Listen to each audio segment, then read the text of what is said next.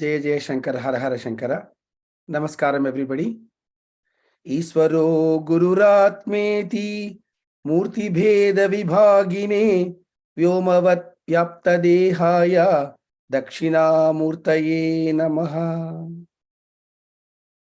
Welcome to our Global Festival of Oneness. This is our 4th year we are doing this month-long festival starting on Shankara Jayanti.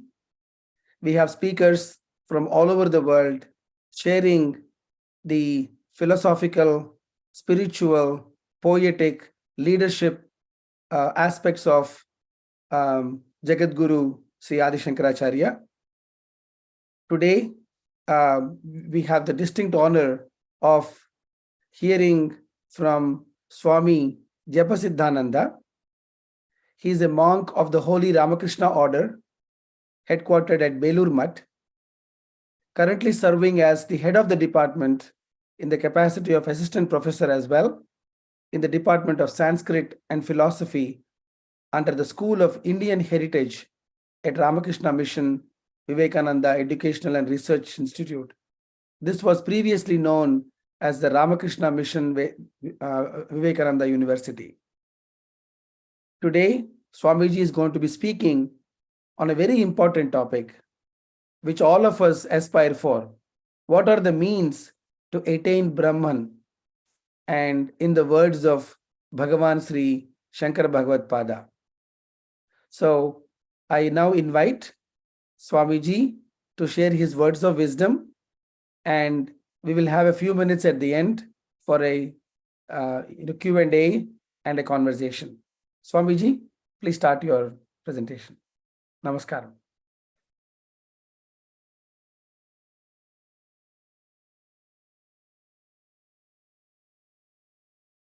Yeah, please unmute your mic.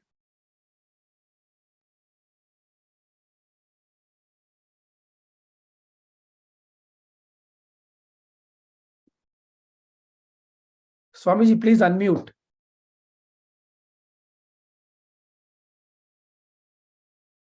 Swamiji, you are muted. Yeah, please start. Okay. Namaskaram. Please start.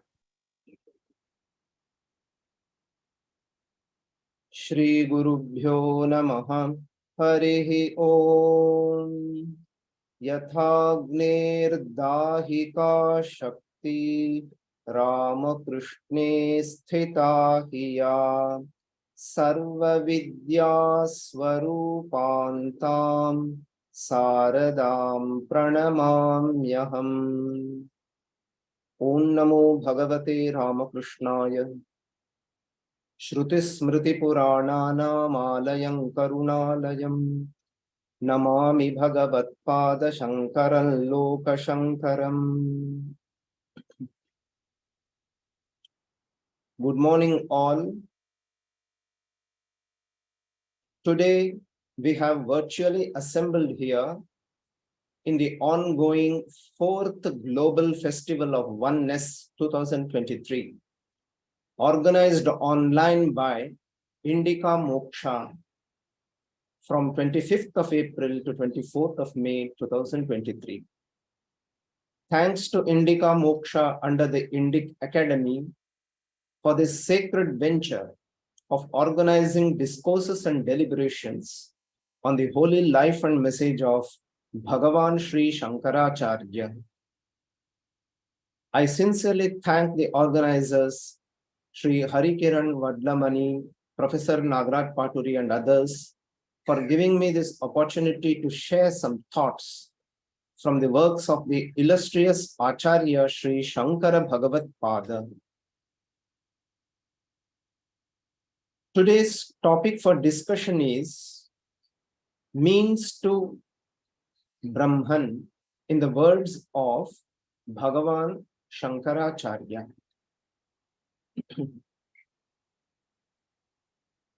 What is the significance of this title? Philosophically, there cannot be any means to Brahman, for Brahman is not a upeya, a thing to be attained. It is our true nature. the Advaita Vedanta boldly declares that in truth, there is no bondage at all, and hence performing austerities, etc. are meaningless. Mandukya Karika clearly proclaims, Na nirodho na chotpattir na baddho na cha sadhakaha na mumukshur na vai mukta ityesha paramarthata. We find this in the Vaitathya Prakarana, 32nd Karika, where Bhagavan Gaudapada Acharya says, there is no dissolution, no origination, none in bondage, none striving or aspiring for salvation, and none liberate. This is the highest truth. Ityesha paramarthata.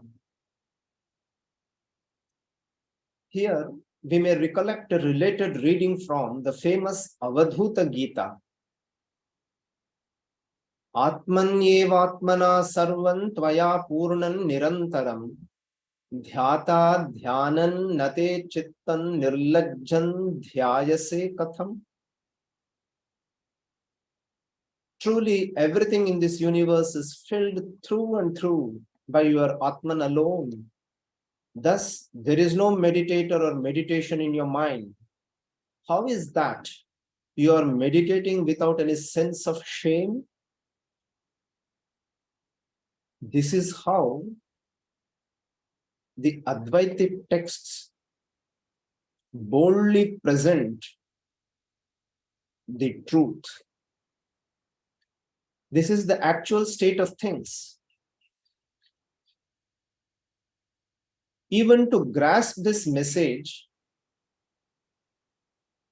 we need spiritual brilliance, and that brilliance doesn't come easy. Spiritual eminence has to come by grace of God, which in turn is the outcome of enormous persistent effort, say the scriptures. Ishvaranugraha deva pumsam advaita vasana.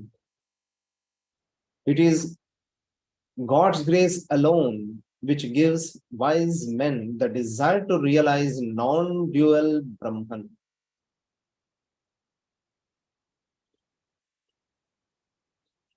Whatever the lofty tenets of philosophy, pain, affliction, sorrow are very much real in the life of common man. And there is no gainsaying of this fact.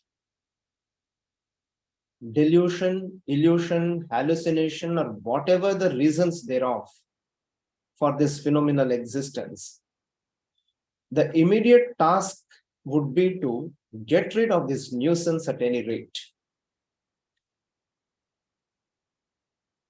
That is why we see compassionate sages and saints, the stalwarts in the spiritual life, have laid out the pathway for the release, the liberation, moksha. They presented the concept of personal God, grace, and many other things for the fledgling aspirants who cannot reach the higher things. And hence, the effort at finding means to attain Brahman becomes relevant in the context of the ignorant, though it is senseless from the point of view of the illumined sage. Well, now what are the means then? According to Advaita Vedanta, Shravana, Manana, and Nididhyasana are the means for the seekers of ultimate liberation. For instance, the Brihadaranyaka Upanishad says, Atmava are drashtavyaha shrotavyo mantavyo nididhyasitavyo maitreyatmanova are darshanena shravanena matya vijnanena idam sarvam viditam. The self should be realized, should be heard of, reflected upon, and meditated on. By the realization of the self, through hearing, reflection, and meditation, all this is known. Here Sri Shankara comments, Tasmat Atmavai are drashtavyaha darshanarhaha darshana vishayamapadayitavyaha Shrotavyaha purvam acharyataha agamatascha Paschan mantavyaha tartataha tato nididhyasitavyaha nishchayena dhyatavyaha. Evam hi asau drishto bhavati shravana manana nididhyasana sadhanaihi nirvartitaihi. Yada ekatvam etani upagatani tada samyak darshanam brahmaikatva vishayam prasidati na anyatha shravana matrena. Therefore, the self should be realized. Self is worthy of realization or should be made the object of realization. It should first be heard of from a teacher and from the scriptures, then reflected on through reasoning, and then steadfastly meditated upon. Thus only is it realized when these means, that is, hearing, reflection, and meditation have been gone through. Shankara adds one more remark. When these three are combined, yada ekatvam etani upagatani. What does it mean? That means all these three types of efforts should be focused on the same goal. When these three are combined, focused on the same object, then only true realization of the unity of Brahman ensues. Not otherwise, by hearing alone. Na anyatha shravana matrena. Now, what is shravana? We heard about the means to attain Brahman. In the first instance, we saw that the very expression that means to attain Brahman is an erratic expression. There cannot be any means because Brahman is our own true self. And next, because now we are in ignorance and therefore are in affliction, we now need a way out. Then from this context, in this context, from this point of view, Shastra says, well, then you come. Here we give you the method. And the Acharya said, Shravana, Manana, and Nididhyasana are the means. Now, what is Shravana? Here, we get a lucid definition in Vedanta Sara of Sadananda Yogindra. Shravanam nama shadvida lingaihi ashesha vedantanam advitiya vastuni tatparyavadharanam. Hearing is the ascertainment through the 6 characteristic signs that the entire Vedanta philosophy establishes the one Brahman without a second. What are those 6 characteristic signs? The 6 characteristic features, the signs in the scripture, which points to the seminal message are Upakramopasamharo, the beginning and the conclusion, Abhyasaha, reiteration, repetition, Apurvata, originality, Phalam, result, Arthavadaha, eulogy, Upapattihi, demonstration.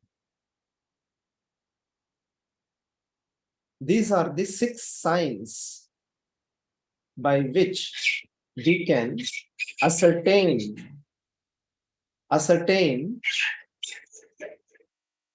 what the scripture actually wants to say.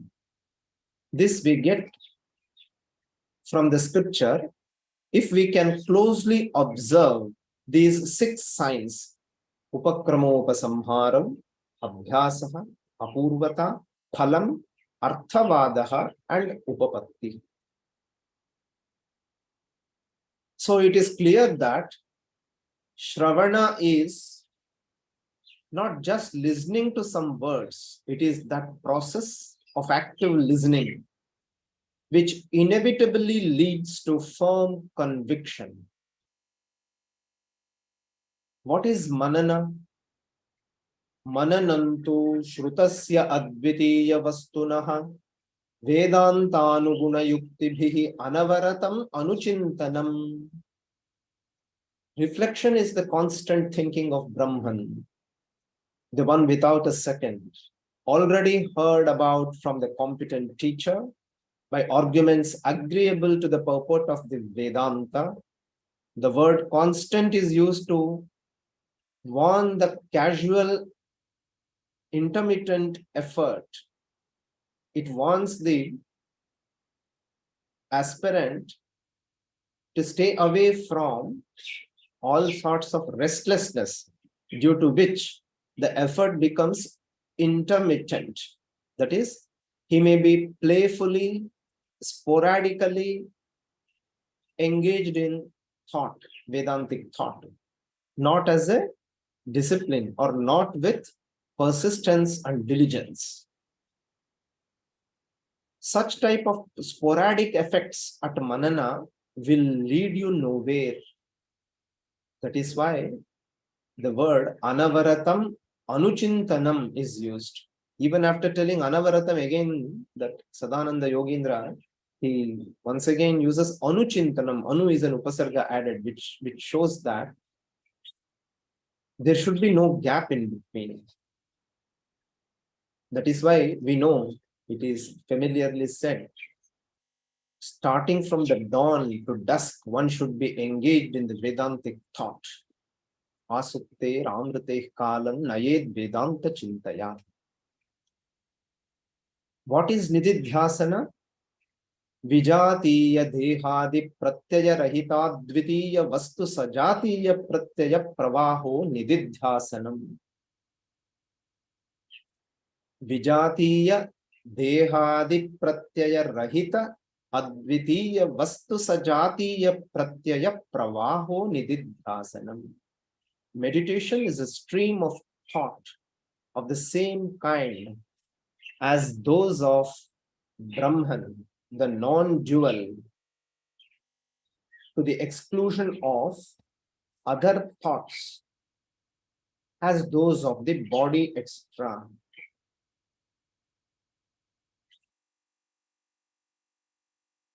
Thus, we find what manana is. And again, this is nididhyasanam, maintaining the same thought, the stream of thought, unintermittent stream of thought towards Brahman.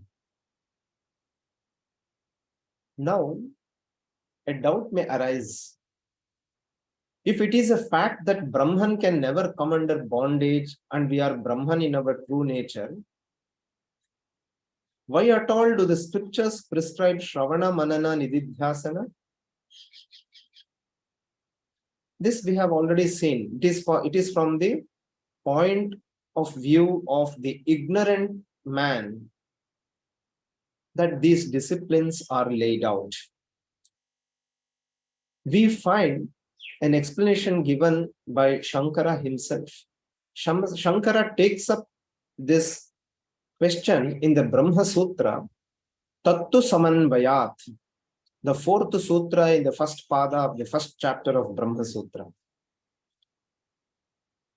Kimarthani tarhi atmava are drashtavya shrotavya ityadini vidhichayani vachanani. Vidhichayani, they appear as if they are injunctions. Swabhavika pravritti vishaya vimukhi karanarthani iti brumaha.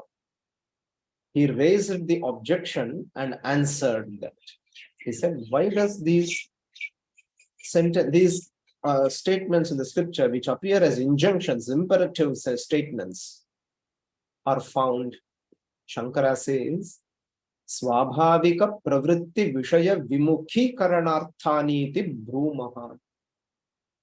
Swabhavika pravritti, the natural inclination of the mind towards the external objects, that has to be stopped. Vimukhi karanarthani.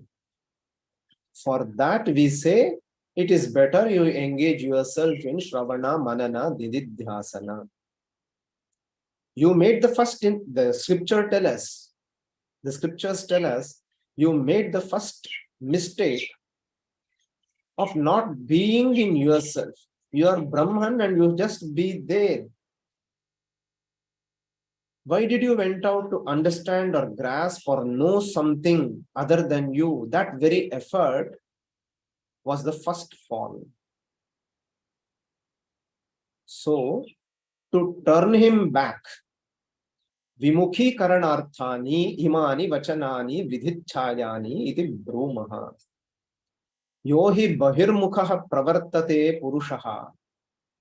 Ishtam me bhuyad anishtam ma bhud iti nacha tatra atyantikam purushartham labhate. Tam atyantika purushartha vanchinam swabhavikat karya karana sanghata pravritti gocharat Vimukhi kritya pratyagatma srotastaya pravartayanti atmava are drashtavyaha ityadini. This is how Shankara very beautifully puts it. Yohi bahirmukhah pravartate purushaha. One who is an extrovert, one whose mind, senses and all his faculties always flow towards the outside world, outside object. Ishtam, why does this happen? Why does men become extrovert, or why does men focus their attention on something outside than their own self? Because they think that, or they wish that Ishtam me bhuyad anishtam ma bhut. I want to achieve my desired objective and I don't want anything undesirable. With this purpose, man becomes, he becomes inclined towards external things.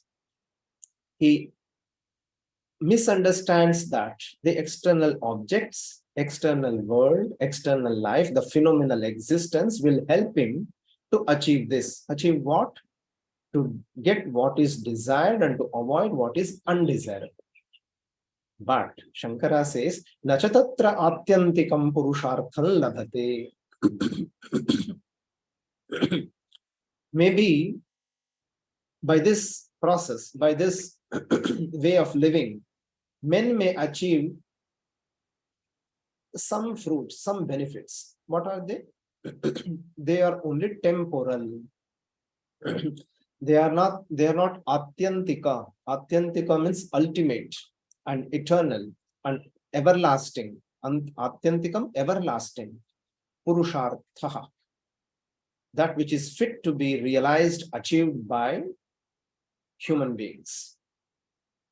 Nachatatra atyantikam purushartham labhate. Tam atyantika purushartha vanchinam. So the scriptures are meant only for those who are intent upon achieving the ultimate goal of life. Atyantika purushartha. What are the purusharthas? We know rishis have classified them into four groups: dharmaha, arthaha, kamaha, and mokshaha. All these four are desirable for men. these are fit to be achieved by men. But the Atyantika Purushartha is the Charama Purushartha, Moksha. Liberation alone is the actual or the ultimate goal of human life. Sri Ramakrishna, in his discussions with the devotees, used to often say, God realization alone is the goal of human life. So, tam atyantika purushartha vanchinam svabhavikat karyakarana sanghata pravritti gocharat. Karya, body, karana, indriyas, and other faculties in the body. Sanghata is the conglomeration of this body and senses. Pravritti, the functions of these. Pravritti gochara, that which is accessible to these faculties of body and senses. And that is swabhavika. It is a statement of fact. What do we see? We see something which the eyes can grasp.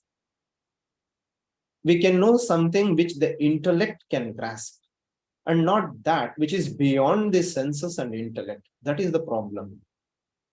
So, swabhavikat karyakarana sanghata pravritti gocharat vimukhi kritya. That is, the man has to be turned around. He will have to beat a retreat back to himself. Now he is moving towards something which is not himself. Giving up all this, he will have to make a right about turn. Towards what? Pratyagatma srotastaya pravartayanti. These scriptural injunctions, the message from the Upanishads and Vedanta, make men swim against the current. Pratyagatma srotastaya pravartayanti atmava are drashtavyaha ityadi vakyani ityartha. We find the Upanishad, Kathopanishad, telling us Paranchikani vyatrinat swayam bho tasmat parang pashyati nantaratman kaschidhiraf pratyagatmanamaikshat avritta chakshuramritattvamichan. Here also we find Kaschidhiraha pratyagatmanamaikshat avritta chakshuhu. Avritta chakshuhu means he turns around all his senses back on himself. So that process, this is the turning point in the life of a man. When this happens, when the man starts to go towards his own source, his own internal self, or better put, when he becomes aware of, when he wants to become aware of himself, that turning around is a very important turning point in the life of men. That should happen. To initiate this process, the scriptures say, Atmava are drashtavyaha shrotavyo mantavyo nididhyasitavya.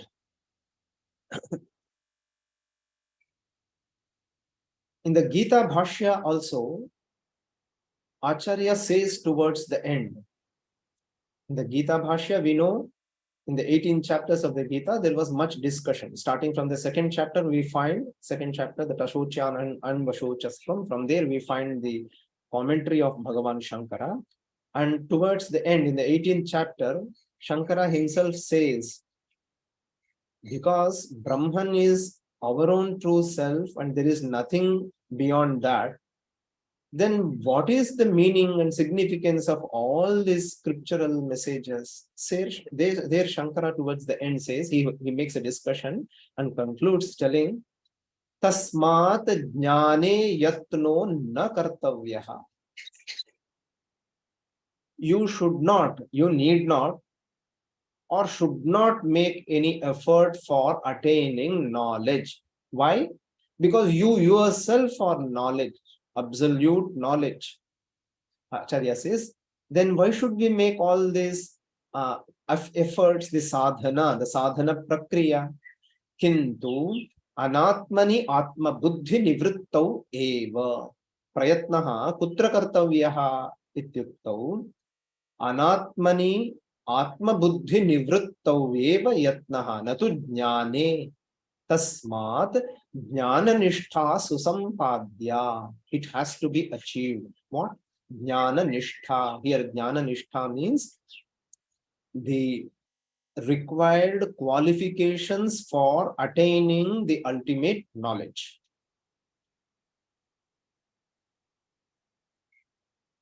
Well, we came to know that Shravana, Manana, and Nididhyasana are the means to attain Brahman.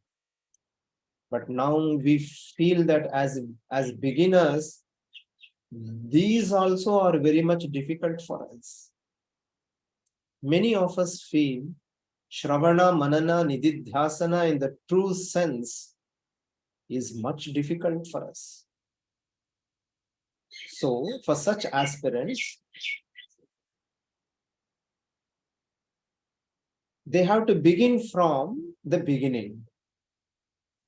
For such aspirants, the disciplining of the body and mind are taught. The discipline of the body and mind. This comes first. This is more of an ethical discipline, moral discipline. Physical plus moral, ethical discipline. That is why Gita and Upanishads give an elaborate list of do's and don'ts for a sadhaka. A sincere, diligent aspirant would do well to make a checklist of these along with the unparalleled commentary of Shankara. If we can make a checklist of these features, these characteristic traits or the qualities expected of an aspirant, we would be on a more surer path towards progress, towards illumination. But interestingly, this discipline of body and mind, all these disciplines are required not only for the seeker who is eager to attain the ultimate realization, even for lower gains, even for achieving fruits at a lower rung of spiritual unfoldment, this discipline of the body and mind is inevitable. For example, we can see this in the Prashna Upanishad. Let alone supreme realization, even to attain worldly benefits, this ethical culture becomes imperative. Prashna Upanishad says, in the first Prashna itself, towards the end, we read, Teshame Vaisha Brahmaloko Yeshan Tapo Brahmacharyan Yeshu Satyam Pratishtitam. These are the qualities expected of a man who aspires to attain something temporal and worldly, limited. What are the qualities expected? Tapaha Brahmacharyam Satyam. What is the meaning of this mantra? Tesham evaisha brahmaloko yesham tapo brahmacharyan yeshu satyam pratishtitam. For them alone is this world of the moon, in whom there are vow and continence, and in whom is found forever avoidance of falsehood. Here Shankara clarifies when he comments, here it is translated as the world of the moon. But in the mantra we find Brahmaloka. Brahmaloka here refers to the Chandraloka. Chandramasaha Brahmaloka. Shankara says, Eshaha yaha Chandramaso Brahmaloka Pitriyana Lakshanaha. Because the context is such. Earlier in the mantras, the karma was described. The man, the one who performs, the rights enjoined by the scriptures, that was discussed, and hence this is the proper meaning. Out of the context, we should not immediately drop some idea that the absolute Brahman is being discussed here. That would be a mistake, an error. Shankara, that is why, for the understanding of the learners, he clearly says, Eshaha yash chandramaso brahmalokaha. And then again in the Prashnopanishad, we find one more. Teshamasau virajo brahmaloko na yeshu jimham anritanna maya cheti. These are consecutive mantras. In the earlier mantra was said the Pitriyana. Now it is being said the Adityopalakshitaha Uttarayanaha. That is how Shankara explains. Now, our point of discussion is this. Even for attaining these impermanent fruits, one has to perform tapaha, brahmacharyam, satyam, and will have to avoid jimham, anritam, and maya. What is jimham? Crookedness. Anritam, falsehood, and maya is dissimulation or pretense. These things should not be there in an aspirant. If at all, this is being said in the context of temporary fruits, and what to speak of the ultimate goal of life, which is moksha. Here, the point to be observed is that this type of ethical culture, physical discipline, is inevitable for everyone. That is what we have to understand. Then we will understand its weightage in the context of spiritual seeker. That means in the spiritual seeker, all these basic qualifications should be there by default, or else he is not a spiritual seeker at all. That is why Swami Vivekananda said 90% of them are hypocrites. That means those who call themselves as spiritual men or the sadhakas, most of them are hypocrites. Swamiji did not make this comment in the negative sense. He said that they are not actually on the path yet. That is what he meant. They may be performing some japa, some kirtana, etc., but their mind will be engrossed in kama kanchana. And he claims that he is a big sadhaka, a devotee, and so on. In this sense, Swamiji said 90% of them are all hypocrites, and some are sincere seekers, but not, or they are still struggling to be aspirants. That is how, that is this actual state of things. Therefore, we have to give full attention to acquiring the necessary qualification. Now we can quickly go through the list given in the scriptures, the Gita. In the 18th chapter, we find that Bhagavan Shri Krishna says, Siddhim prapto yatha brahma tathapnoti nibodhame samasenaiva kaunteya nishtha jnanasya ya para. 18th chapter, 50th verse. Understand for certain from me, in brief indeed, O son of Kunti, that process by which one who has achieved success attains Brahman, which is the supreme consummation of knowledge. Shri Krishna says, you learn from me the process by which one attains knowledge. That is known as Nishtha, Jnana Nishtha. For what? Yatha Brahma Prapta, Siddhim Prapta, Yatha Brahma Tathapnoti. How he can attain Brahman, that is being taught here. In the ensuing verses, we find 51, 52, 53. In these verses, we find the list. We'll go to see one by one.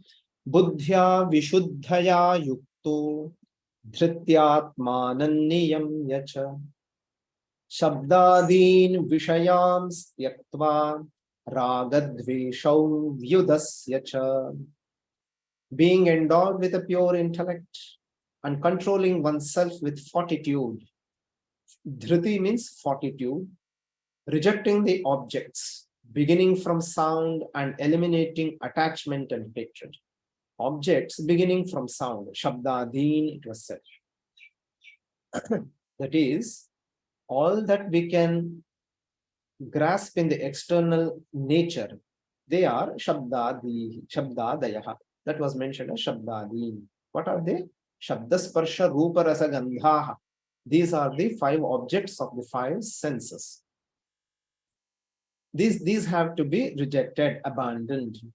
That's what was said. Shabdadin Vishayam Styaktva Ragadveshau Vyudasya cha. One has to eschew attachment and hatred. One has to give up attachment and hatred. Vivikta sevi lagvashi yatavakaya manasaha dhyana yoga paro nityam vairagyam samupashritaha. Vivikta sevi, he who resorts to solitude. He doesn't take delight in groups, in crowd. Lagvashi eats sparingly. Alpaharaha. In the 6th chapter of Gita, we read that Yuktahara viharasya yukta cheshtasya karmasu yukta swapna avabodhasya yogo bhavati dukkhaha. All those things have to be recollected here. Lagvashi yatavakaya manasaha. He has speech, body, and mind under control. Dhyana yoga paraha, to whom meditation and concentration are ever the highest. Highest what? Highest duty. Vairagyam samupashritaha, who is possessed of dispassion. Ahankaram balandarpam kamam krodham parigraham. Ahankaram balandarpam kamam krodham parigraham. Vimuchya nirmama shanto brahma bhuyaya kalpate. That person, having discarded egotism, force, pride, desire, anger, and superfluous possessions, free from the idea of possession and serene, is fit for becoming Brahman. Clearly, the scripture says this. We can see some more of these features, the qualifications expected of an aspirant, in the 2nd chapter of Bhagavad-Gita, Sankhya Yoga, where Bhagavan Shankara clearly says that the traits of the illumined person are the methods for, the means for the aspiring soul to attain his goal. Siddha Lakshana becomes the sadhana for the sadhakas. That is what Shankara explains there. Sri Krishna replies to the question of Arjuna. Arjuna asked, Sthita prajnasya ka bhasha, etc. There Sri Krishna says, Prajahati yada kaman, and he goes on till the end of the chapter. There we find a list of features which are mentioned. We can see one by one. Sarvan manogatan kaman prajahati. He fully renounces all the desires that have entered the mind. Means the mind is fraught with the desires. The sadhaka will have to give up them. Why? If he pursues his desired destination in the sense, in the worldly sense, if spiritual goal becomes the object of desire, then that desire is no desire at all. Bhagavan Sri Ramakrishna used to say this. Everything is a desire, but the desire for God does not fall in that class. So here the Gita says, fully renounces all the desires that have entered the mind. Why fully renounces? Because even if a vestige of lust, vestige of desire remains in the mind, he is far away from the external portals of spiritual kingdom. That's why in Mahabharata we read, Kama, that is lust, that is desire. Kama need not be taken only in the sense of the bodily lust. Kama, when we say Purusharthaha Kamaha, it simply means desire in which lust becomes a subset. Even as the fire glows more and more when you pour ghee into that. Similarly, the more and more you try to satiate your desires, the more and more they grow. That is why at the outset, Sri Krishna says, Sarvan manogatan kaman prajahati. Prajahati yada kaman sarvan partha manogatan, runs the verse. Next, Atmani eva atmana tushtaha, remains satisfied in the self alone by the self. Dukkheshu anudvigna manaha, unperturbed in sorrow. Sukheshu vigata sprihaha, free from longing for delights. These are all, you should remember, the traits of the illumined sage. But we keep them as the benchmark for us to proceed, for us to traverse the path towards Brahman. That is why these become the sadhana. Yaha sarvatra anabhisnehaha, that person remains established. Now, yes, sarvatra anabhisneha means he who is free from abhisneha, attachment, passion. Tattat prapya shubhashubham. Tattat prapya shubhashubham na abhinandati na dveshti. He neither welcomes nor rejects anything, whatever good or bad. Then he gives one more interesting description of how a saint lives in the world. Yadacha ayang kurmaha angani iva sarvashaha samharate. Yada samharate chayang kurmongani iva sarvashaha. When this one, means the one who has illumined, who is illumined, fully withdraws the senses from the objects of the senses as a tortoise does.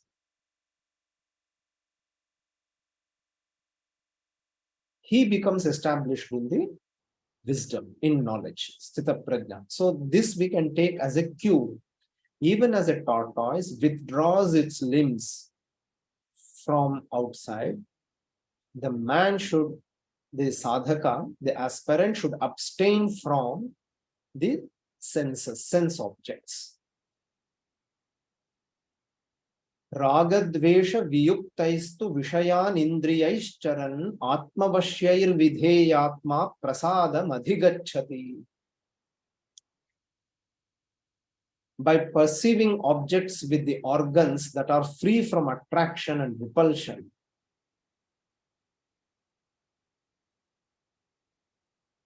and are under his control, the self-controlled man attains serenity. Prasadam adhigacchati. Prasada means serenity, tranquility. And why is this necessary? Before we can make actual spiritual progress, the mind should be at peace first. And if it is not at peace, what happens? He will be disturbed. He will be a self-irritated man. And it falls in the realm of psychology. And it is nothing, there is nothing to do with spirituality. That is why prasada is important. Prasada means serenity, calmness of mind. That's why Gita says, prasade sarva dukkhanam hanirasyopa jayate prasanna chetaso hyashu buddhif paryavatishthate. When there is serenity, there follows eradication of all his sorrows, because the wisdom of one who has a serene mind soon becomes firmly established.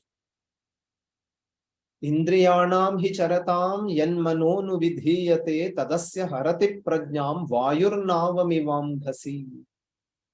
If we let loose the mind to run after the desired objects, what will happen? Gita says, Indriyanam hi charatam yan mano anuvidhiyate tadasya harati prajnam vayurnavamiva ambhasi. For the mind which follows in the wake of the wandering senses, that mind carries away his wisdom like the wind, diverting a boat on the waters. That is how the giving up of this attraction for the external objects becomes imperative. Gita says, Vihaya kaman yas sarvan pumamscharati nisprihaha nirmamo nirahankaraha sashanti madhigacchati. That man attains peace who, after rejecting all desires, moves about free from hankering, without the idea of me and mine, and devoid of pride. And the chapter ends with the shloka, Esha Brahmi Sthitif Partha Nainam Prapya Vimuhyati Sthitva Syamanta Kalevi Brahma Nirvana Mrichati. That is how he attains to the Brahma Nirvana. That is the peace of Brahman, the peace that comes in the realization of Brahman. Like this, we find much more insights in the scriptures. In the Gita itself, again in the 13th chapter, we have a very nice list. He gives Indriyartheshu Vairagyam Anahankara Evacha Janma Mrityu Jara Vyadhi Dukkha Doshanudarsanam, non-attachment with regard to objects of the sense, and also absence of egotism, seeing the evil in birth, death, old age, disease, and miseries. Dosha Anudarshanam. Man is infected with a bad habit. It is congenital as it were in him. What is that? Dosha Darshana. He is always interested in finding fault with others. He always picks holes in others. Because this type of an inclination, this proclivity is there in man. Scripture says, yes, you see the defects, but not in others, but in your own self. And in birth, death, old age, disease, and misery. Here, why don't you find fault with these things? Janma mrityu jara vyadhi dukkha dosha anudarshanam.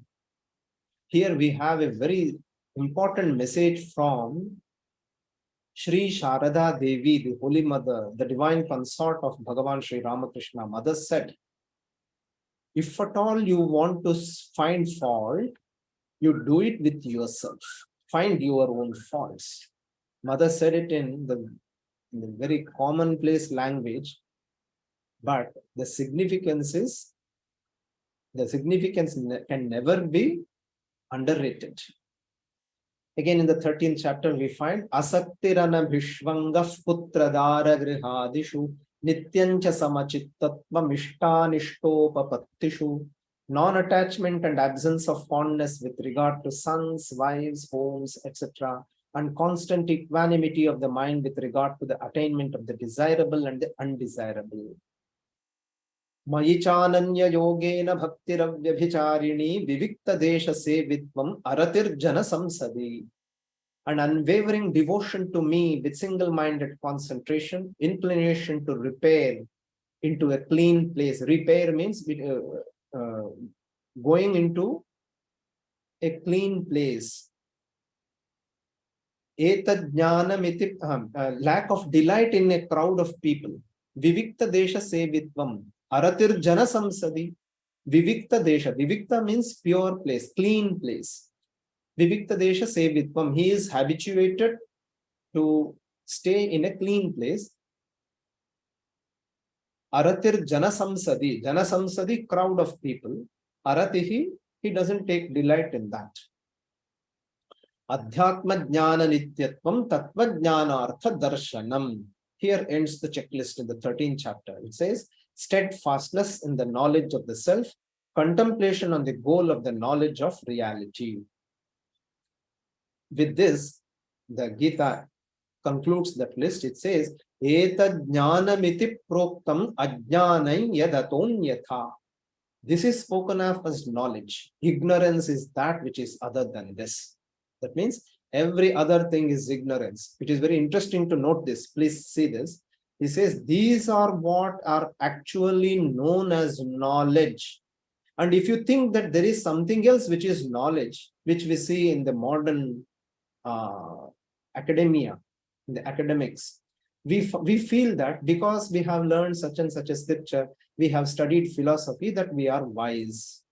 But scripture says that it is ignorance. It is ajnanam yadatonyata. Bhagavan Sri Ramakrishna once remarked, some of his devotees, one of his devotees asked him, he quoted some philosophical texts written by great philosophers and said, respectable sir, are these beneficial? He mentions the name of the books and the philosophers and say, are these necessary? Sri Ramakrishna directly said one thing. It is all the outcome of ignorance, and there it ends. When Bhagavan Sri Ramakrishna says this, we find the scriptural authority here. It is said that ajnanaya datonyatha. Thus, we find many insights in the Upanishads and Gita which serve as means to attain Brahman. With this, I conclude the talk, and I thank you all for your patient listening. And I also thank once again the noble organizers who have arranged this sort of a discussion in the context of, on the occasion of Bhagavan Sri-Shankara's sacred birthday, and the staff who have been working here, and the curator Nitin Sridhar, and all others who are here. I thank them heartily, with a prayer that Bhagavan or the Atman or the Brahman may bestow us with the capability to attain our true nature. I end this talk. Om Shanti Shanti Shanti Harihi Om Tat Sat Shri Ramakrishna Arpanamastu. Swamiji. Yes. Dhanyavadaha. Excellent words of wisdom, talking about all the qualities to attain Brahman. So we have a few questions, so we'll spend a few minutes to go through them. You mentioned about the 6 signs of Sravana. One of them wanted to know those one more time. I think I wrote down one in the Upakarma Samohaha. So can you repeat those 6, please? It is, you can find this in several texts. In the primer to Advaita Vedanta, the Vedanta Sara, Sadananda Yogindra also mentions this. It is found elsewhere also. The sixth signs of ascertaining the seminal message of a text are Upakramopa Samhara Vabhyaso Purvata Phalam Arthavadopapatti cha Lingam Tatparya Nirnaye. What are these? See, when you read a book, a scripture, you have to take note of how the book began and how the book concluded. So it is the Indian methodology. People say that there is no research methodology in India, and that is absolute. That is absolute absurd. We have a wonderful methodology. It says Upakramaha, the beginning, Upasamharaha, the conclusion of a passage will show what is important in the text. Then Upakrama Upasamharo Abhyasaha. Abhyasaha means repetition. This is one of the lakshana of our shastras. The important message will be repeated all through. It will be said many times. For example, in the 6th chapter of Chandogyopanishad, we find the important message, Tattvamasi.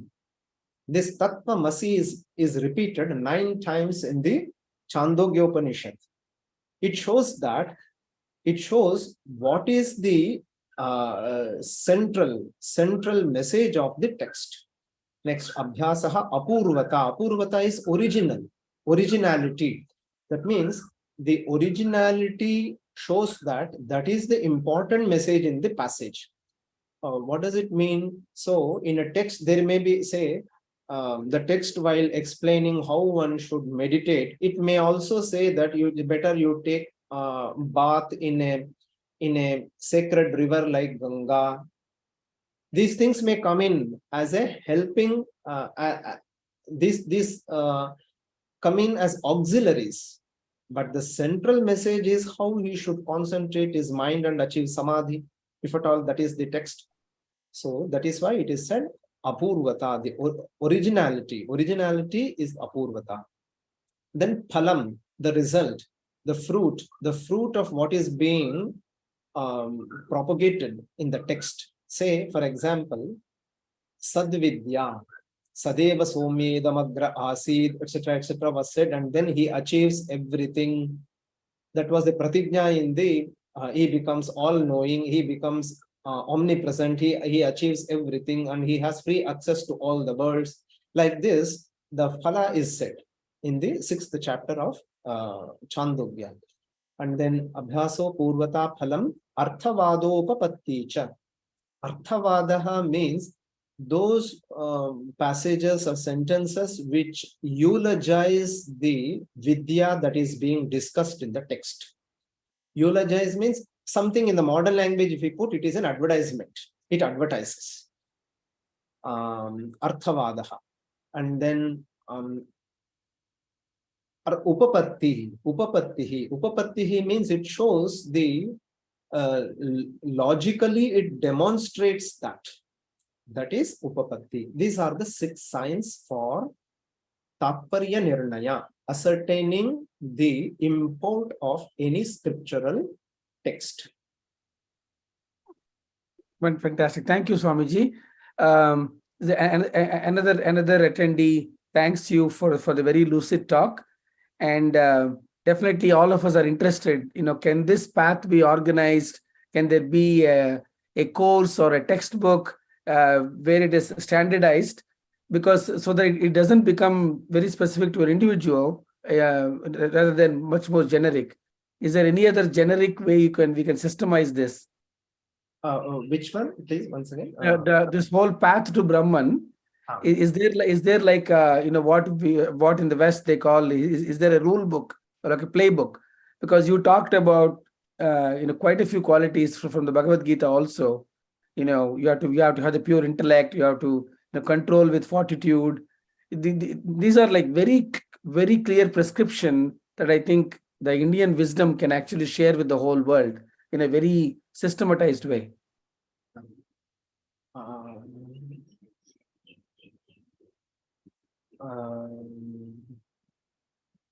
I actually didn't get what you meant.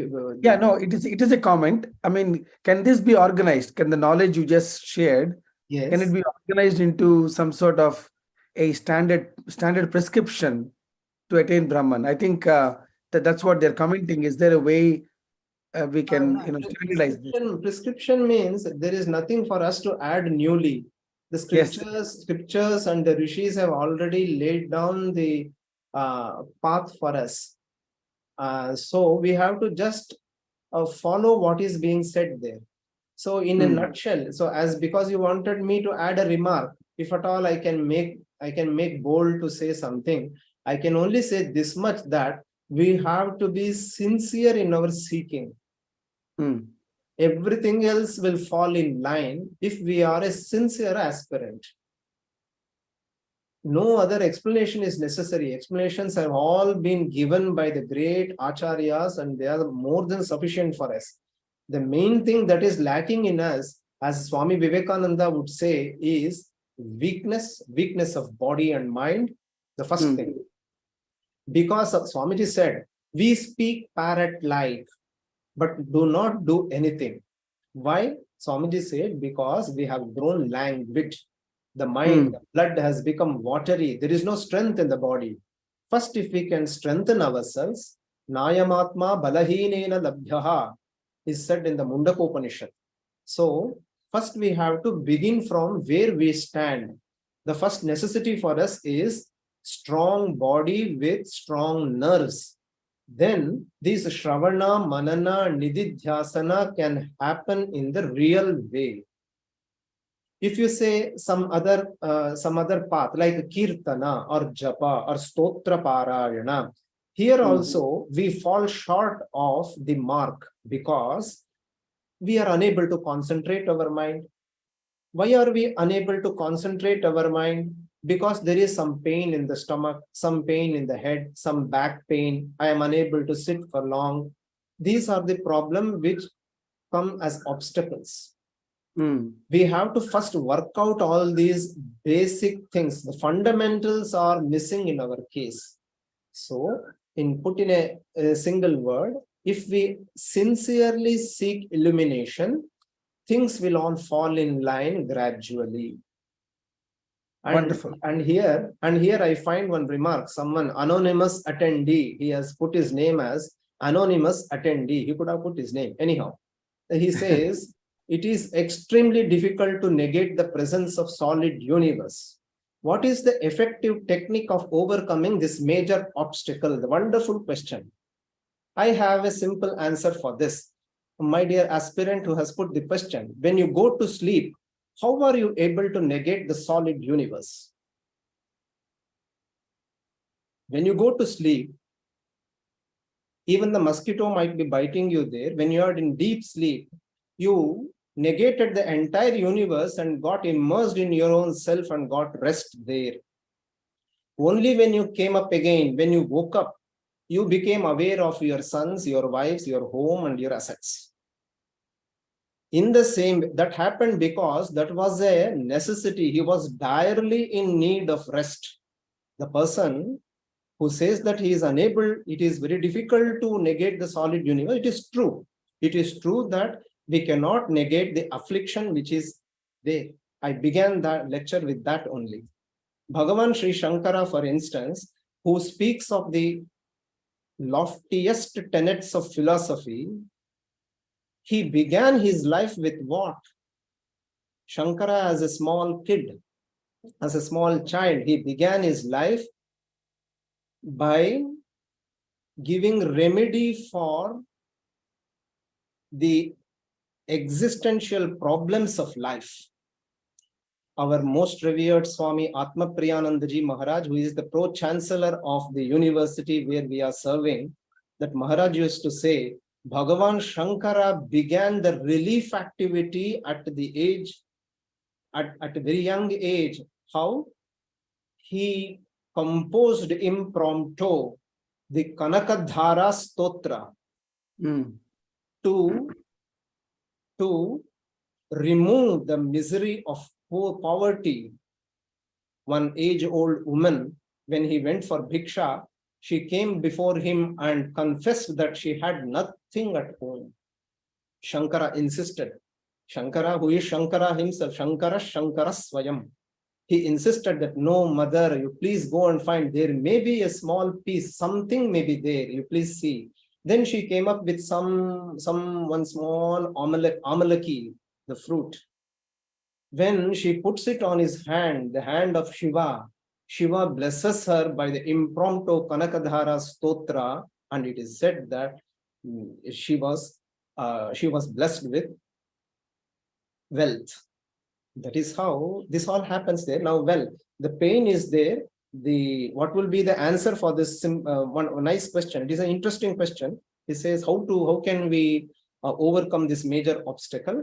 The major obstacle can be overcome if you hunger for that, if you have the appetite for that. When you are hungry, you put aside all your job and go to take food. In the same way, if you are seeking Atman alone, Brahman alone, you will find the means.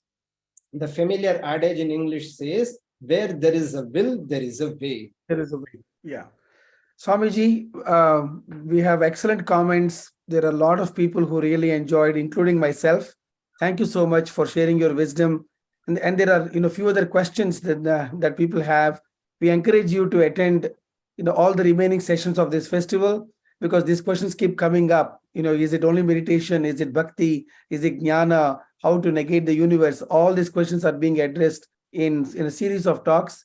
So, the time is running out. So we have to end this session here. Swamiji, thank you once again very much. I have learned a lot personally, and the list of qualities. And I look forward to seeing you again at the festival. So with that, I encourage, please share the evening talk. So we have 2 talks every day, 7 a.m. Indian Standard Time and 7 p.m. Indian Standard Time. And the next one is someone who has been with us for many years, Advocate Sri N. Venkatraman. He will be speaking to us, Perception and the Existence of God, the Advaita Way. He is a Supreme Court lawyer and a long-serving advocate in Delhi. And do not miss this talk. And please tell your friends and your family members that our vision for this festival is to spread this knowledge of Adi Shankara and all the knowledge that came after him. So please join us in about 11 hours from now. Hara Hara Shankara, Jai Jai Shankara.